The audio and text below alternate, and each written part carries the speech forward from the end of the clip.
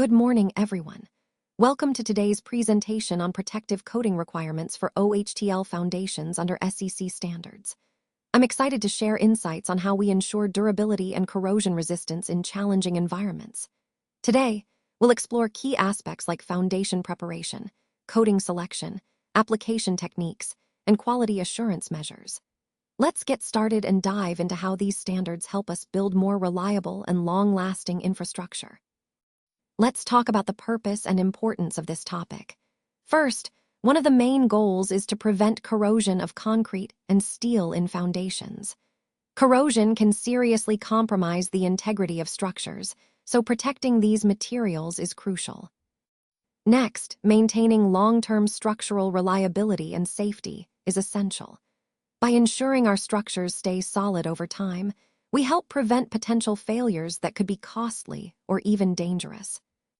Another key point is extending the lifespan of our structures and reducing ongoing maintenance costs. When we invest in proper protective measures early on, we save money and effort down the line. Now, to gauge how effective our protective strategies are, we use something called the durability index. It's calculated by multiplying the coating thickness by the adhesion strength and then dividing that by the exposure factor. This formula helps us quantify durability, guiding us to make better decisions in protecting our structures.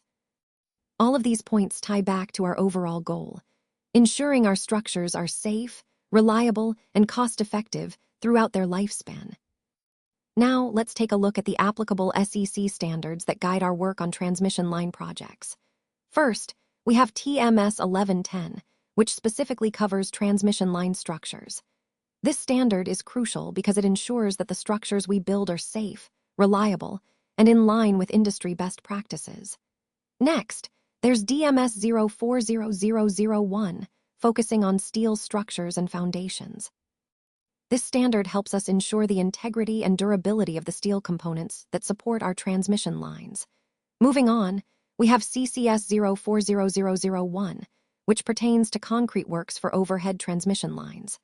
Proper concrete work is fundamental for stability and longevity, so adhering to this standard is essential. Lastly, SEC NESP 103 addresses hot-dip galvanizing and touch-up processes. This is all about protecting our steel structures from corrosion and extending their service life through proper galvanizing techniques. Together, these standards form the backbone of our quality assurance, helping us deliver safe, durable, and compliant transmission line projects. Now, let's take a closer look at the coating system and application specifics. When we talk about DFT, or dry film thickness, it varies depending on the type of coating and the environment. For example, for concrete above ground, we use bituminous or epoxy coatings with a DFT of at least 200 micrometers. This ensures adequate protection against weather and mechanical stresses. Moving to steel below ground, coal tar epoxy coatings are recommended with a minimum thickness of 300 micrometers, offering robust corrosion resistance in more aggressive environments.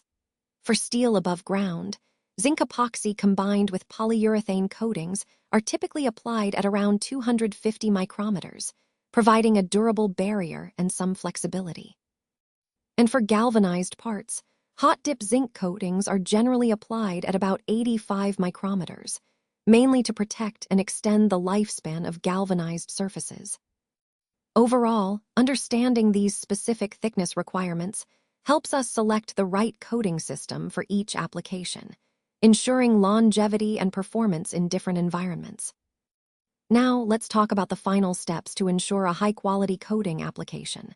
First, surface preparation is critical, so we blast the surface to SSPC SB10 or NACE No2 standards. This creates a clean, rough profile that helps the coating adhere properly. Next, when applying the coatings, it's important to keep the temperature at least 3 degrees Celsius above the dew point to prevent moisture issues.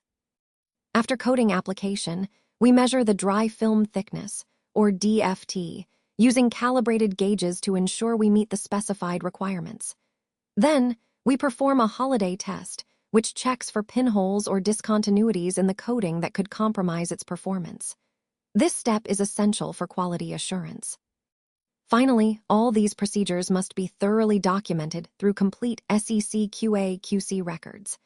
This documentation not only verifies that the process was followed correctly, but also supports the overall integrity and longevity of the coating system. These steps, when executed properly, help us achieve durable, reliable protection for the surfaces we're working on.